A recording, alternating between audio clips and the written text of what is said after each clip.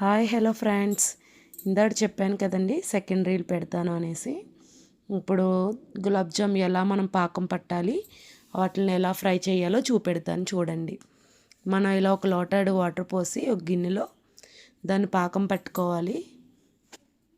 నేనైతే ఒక గిన్నె 2 గిన్నెలు పంచదార అయితే ఖచ్చితంగా వేసాను.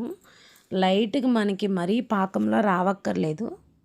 మన గులాబ్ జామ్ పాకం మీకు తెలుస్తుంది కదా, లైట్గా చిక్కీగా అవుతే చాలు. ఇప్పుడు చూడండి మనం గులాబ్ జాములు ఎలా చేయాలో. నేను బౌల్స్లో కొన్ని చేశాను, కొన్ని మాత్రం ఇలాగా ఇప్పుడు రసగుల్లా టైప్లో చేస్తాం కదా, ఆ విధంగా చేశాను.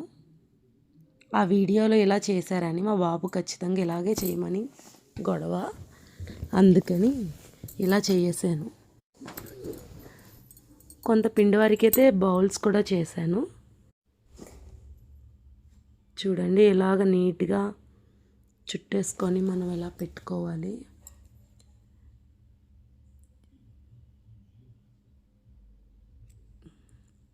నాకైతే టేస్ట్ ఎలా ఉంటుందో తెలియదు, కానీ చూస్తుంటే నేను అది వీడియో చూసినంతసేపు బాగుంటాయేమో అన్న ఎక్స్పెక్టెన్స్తో దీన్ని చేశాను నేను. చూడండి ఇప్పుడు మనకు పాకం కూడా దగ్గర పడుతుంది. ఇప్పుడు మనం ఆయిల్ పోసుకొని ఒక కడాయిలో ఆయిల్ పోసుకుందాము. కొద్దిగా ఆయిల్ కొంచెం గోరెచ్చగానే ఉండాలి ఫ్రెండ్స్, మరీ హీట్ ఎక్కకూడదు. ఫస్ట్ అయితే మీరు హైలో పెట్టి హీట్ చేసుకోండి. తర్వాత అవి వేసేటప్పుడు మాత్రం గులాబ్ జామ్స్ ఫ్రై చేసేటప్పుడు మాత్రం మీరు సిమ్లోనే పెట్టుకోండి, ఎందుకంటే మరీ హైలో పెడితే అదంతా మాడిపోతాయి అవన్నీ. చూడండి ఇప్పుడు మనం గులాబ్ జాములు వేస్తున్నాం. గులాబ్ జామ్ అంటే గులాబ్ జామ్ కాదు, ఇది మామిడికాయ గులాబ్ జామ్. దీని టేస్ట్ మీరు కూడా చేసి ఎలా ఉందో నాకు కామెంట్ సెక్షన్లో పెట్టండి. నాకైతే బాగా కుదిరాయి, బాగానే చేశాను. మా బాబుకి, మా వారికి, మా పాపకి అందరికీ నచ్చాయి ఇవి.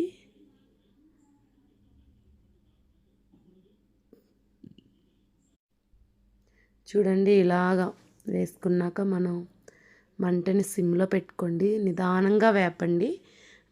మరీ తొందరపడి మీరు గెరిటి మాత్రం అప్పుడే పెట్టవద్దు, ఎందుకంటే అవి బాగా స్మూత్గా ఉంటాయి. చూడండి ఇలా ఫ్రై చేసుకోండి. నేను ఎందుకంటే పేపర్ మీద వేసాను ఆయిల్ వచ్చేస్తుందని. ఇప్పుడు నాకు పాకం అయిపోయింది కాబట్టి పాకంలో వేసేస్తున్నాను. మీరు కూడా ట్రై చేసి ఎలా ఉందో చెప్పండి ఫ్రెండ్స్.